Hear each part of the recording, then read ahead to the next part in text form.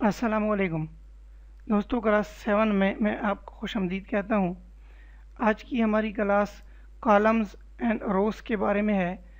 इस क्लास में हम पढ़ेंगे कि कैसे कॉलम एंड रोज़ का आपस में ताल्लुक़ होता है और सेल वजूद में आता है, और हम ये भी सीखेंगे कि कैसे इन सेल्स पे काम करके हम अपने डाटा को मैनेज करते हैं। दोस्तों देखें, आपको स्क्रीन पे इस वक्त ABCD वगैरह नज़र आ रहे हैं, और लेफ़्ट साइड पे आपको 1 2 3 के हिसाब से काफ़ी सारे नंबर्स नज़र आ रहे हैं। इनको ये जो ए 1 2 3 है, इनको रोज़ कहते हैं, और A B और C D वगैरह ये कॉलम है। ये B कॉलम है, ये C कॉलम है, ये A कॉलम है, ये D कॉलम है, जबकि ये रो 1 है, रो 2 है, रो 3 है। तो जब रोज़ एंड कॉलम्स आपस में मिलते हैं तो जहाँ जहाँ पर भी मिलते हैं वहाँ पर सेल वजूद में आता है। जैसे कि देखें, मैं इस वक्त सी कॉलम पे हूँ और यहाँ से मैं रो 5 में हूँ। तो सी और 5 जहाँ पर आपस में मिलते हैं वहाँ पर C5 एक सेल वजूद में आता है। इस वक्त मैं C5 सेल में हूँ, देख रहे हैं जैसे कि मेरा माउस भी वहीं पे हरकत कर रहा है और ये सेल हाईलाइटेड भी है। इसमें दो तीन चीज़ें आपको याद रखनी पड़ेंगी। सबसे पहली चीज़ ये है कि जब आपका माउस किसी सेल के बॉर्डर पे आता है, तो जब वो 4 कोनों वाले तीरों पे तब्दील हो जाए तो उसका मतलब ये है कि वो सेल आपके कंट्रोल में है। जब आप इसको क्लिक करके ड्रैग करेंगे तो वो आप उसको कहीं भी ले जा सकते हैं। तो जहाँ कहीं भी आप उसको छोड़ेंगे तो वो वहाँ पर आ जाएगा, और इसमें जो भी होगा वो वहाँ पर कॉपी हो जाएगा। जैसे कि मैं छोटी सी मिसाल दे रहा हूँ।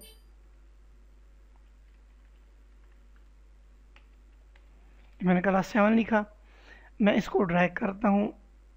कैसे ड्रैग करेंगे? किसी भी कोने पे सिवाय नीचे वाला, जो राइट साइड का सबसे नीचे वाला, इसको छोड़ के ऊपर जहाँ कहीं भी आप माउस ले जाएंगे बॉर्डर पे तो आपका माउस आइकन चेंज हो जाएगा 4 कोनों वाले तीरों पे। अब आपने क्या करना है, जैसे ही आपका माउस आइकन तब्दील हो जाए, आपने क्लिक कर देना है, लेफ़्ट क्लिक पकड़ के रखना है, छोड़ना नहीं है। और जहाँ कहीं भी इसको आप ड्रैग करके छोड़ेंगे माउस का बटन, तो वो सेल वहाँ पे आ जाएगा, यानी कॉपी हो जाएगा। दूसरी बात, जब आप माउस को नीचे लाएंगे सबसे नीचे वाले कोने पे तो प्लस का आइकन आ जाएगा। तो इसका मतलब ये है कि जब आप इसको ड्रैग करेंगे तो सेल बजाते खुद तो ड्रैग नहीं होगा, लेकिन उसकी कापीज़ एक तरह से ड्रैग होंगी, और वो नंबर वाइज भी हो सकती हैं या कॉपी वगैरह भी हो सकती हैं, जिसकी ऑप्शन यहाँ पे आपके पास आती हैं कि आपने कॉपी करना है या फिर सीरीज़ करनी है, फॉर्मेटिंग करनी है या विदाउट फॉर्मेटिंग फिल करना है। तो ये आपके पास ऑप्शंस आ जाती हैं। इसको डिलीट कर देता हूँ। अगर किसी सेल में आप डाटा एंटर करना चाहते हैं तो सेल पे सिर्फ क्लिक करें और लिखना शुरू कर दें, और एंटर करेंगे तो वो अगले सेल में आपका डाटा एंटर करने के लिए आपके पास फोकस आ जाता है, वो अगले सेल में आ जाता है। एंटर करें तो ये देखें, अब हम फिर नीचे आ गए हैं। और अगर आप राइट पे जाना चाहते हैं तो उसके लिए आपको टैब दबाना पड़ेगा। ठीक, टैब कैसे? 1 मैंने लिखा, मैं राइट साइड पे यानी कि अगले कॉलम में जाना चाहता हूँ। मैंने टैब, जैसे ही मैं टैब दबाऊंगा तो अगले कॉलम में मैं आ जाऊंगा।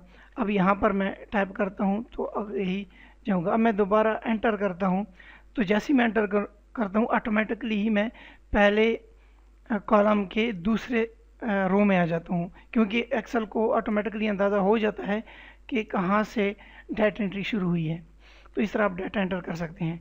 दूसरा, अगर आप तब्दीली करना चाहते हैं किसी सेल में तो आप उस सेल पे जाएं या उस पर डबल क्लिक करें, या उस सेल पे जाके F2 का बटन आपने कीबोर्ड से प्रेस करना है। दोनों सूरतों में आप सेल के अंदर चले जाएंगे और आप यहाँ पर लिखना शुरू कर दें तो वो टाइपिंग शुरू हो जाएगी।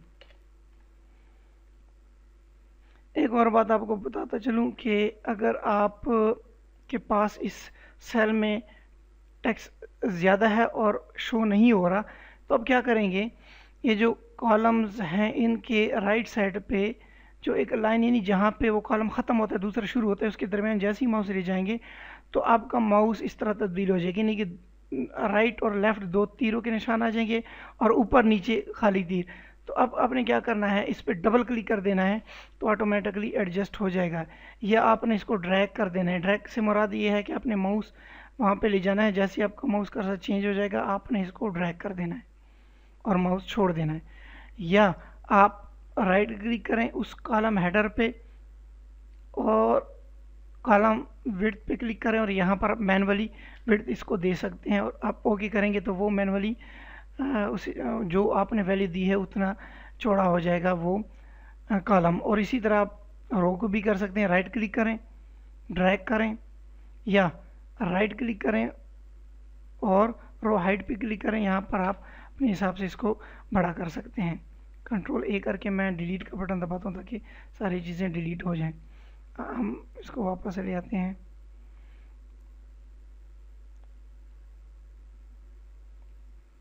दूसरी एक चीज़ कि अगर आप चाहते हैं कि मुझे ज़्यादा मेहनत ना करनी पड़े बल्कि जिस तरह के सेल बाकी हैं उस तरह के भी ऊपर वाला हो जाए, तो आपने क्या करना है, जो सेल आपको रिक्वायर्ड है कि इस तरह का मैंने इसको बनाना, उस पर क्लिक करें और ये फॉर्मेट पेंटर पे क्लिक करें। इस पर जब क्लिक करेंगे तो अब जिस सेल पे भी क्लिक करेंगे या ड्रैग करेंगे तो सारे सेल उस जैसे हो जाएंगे।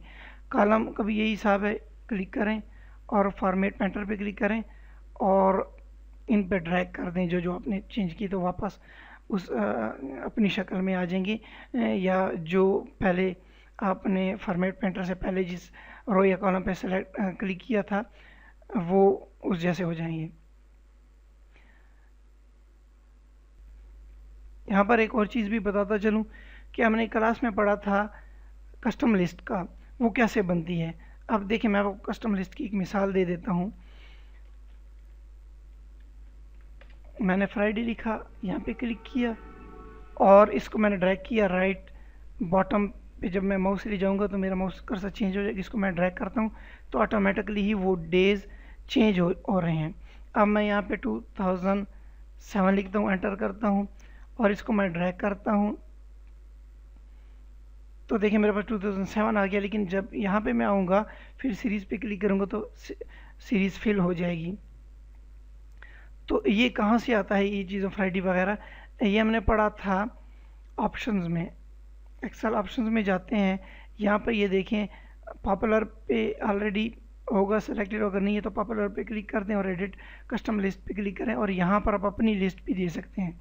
फॉर एग्जांपल यहाँ पे मैं डाल रहा हूँ मैं क्या दूँ इसको, लेट्स सपोज 1 2 3 4 5। इसमें ये बात भी ध्यान में रहे कि आपने कॉमा के बाद स्पेस लाजमी देनी। मैं इसको ऐड कर देता हूँ तो ये देखें यहाँ पे ऐड हो गया। अब मैं इसको ओके करता हूँ और यहाँ से भी ओके करता हूँ। अब मैं 1 2 3 करता हूँ, इसको मैं ड्रैग करता हूँ और फिर सीरीज़ पे क्लिक करता हूँ। बल्कि अगर क्लिक ना भी करूँ तो ऑलरेडी हो जाएगा, अगर नहीं हुआ तो आप यहाँ पे क्लिक करके उसको फिल सीरीज़ कर सकते हैं। अगर कॉपी करना चाहते हैं तो कॉपी पे क्लिक कर दें। तो इस तरह हमारे पास कस्टम लिस्ट आ जाती है। अगर एक और चीज़ भी इसमें ज़रूरी है एक्सेल ऑप्शंस में, कस्टम लिस्ट में मैं पहले तो ये कस्टम लिस्ट डिलीट कर देता हूँ ताकि आपको मैं समझा सकूँ कि कैसे कस्टम लिस्ट को आप यहाँ से भी उठा सकते हैं। ये हमारे पास एक लिस्ट है, मैं चाहता हूँ कि इसी को मैं कस्टम लिस्ट में लेकर जाऊँ। तो करूँगा मैं क्या कि यहाँ पे क्लिक करूँगा ऑफिस बटन पे, एक्सेल ऑप्शंस पे, कस्टम लिस्ट पे और यहाँ से मैं इंपोर्ट करूँगा। करना क्या है, हमने यहाँ पे क्लिक करूँगा और फिर यहाँ पे क्लिक करके यहाँ पे क्लिक करके मैं उस रेंज को सेलेक्ट करूँगा और यहाँ पे क्लिक करके इंपोर्ट पे क्लिक करूँगा तो भी यहाँ पे हमारे पास वो लिस्ट आ जाएगी और ऐड भी हो जाएगी। मैं आपको इस पे ओके करता हूँ, यहाँ पर भी ओके करता हूँ तो उस सूरत में भी हमारे पास वो लिस्ट आ जाएगी। ये देखिए हमारे पास आ गई। मैं इसको डिलीट कर देता हूँ। ओके। आखिरी बात जो शायद सबसे पहले बतानी चाहिए थी मुझे, कि ये जो ए है, ये जो अब सेलेक्ट हुई है, इसको पूरे के पूरे को कॉलम कहते हैं, लेकिन ये जो ए है इसको कॉलम हेडर, और ये जो रो पूरी की पूरी सेलेक्ट हुई इसको रो कहते हैं, लेकिन वन जो लिखा हो इसको रो हेडर कहते हैं। और अगर आप पूरी शीट को सिलेक्ट करना चाहते हैं तो यहाँ पे क्लिक करें तो पूरी की पूरी शीट आपके पास सेलेक्ट हो जाएगी। तो दोस्तों ये हमारी आज की क्लास थी, उम्मीद है आपने कुछ ना कुछ सीखा होगा, और ये भी उम्मीद करता हूँ कि आप इंशाल्लाह नेक्स्ट वीडियोस का भी इंतज़ार करेंगे।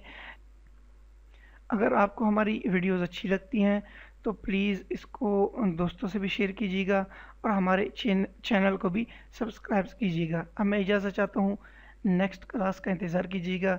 अस्सलाम वालेकुम।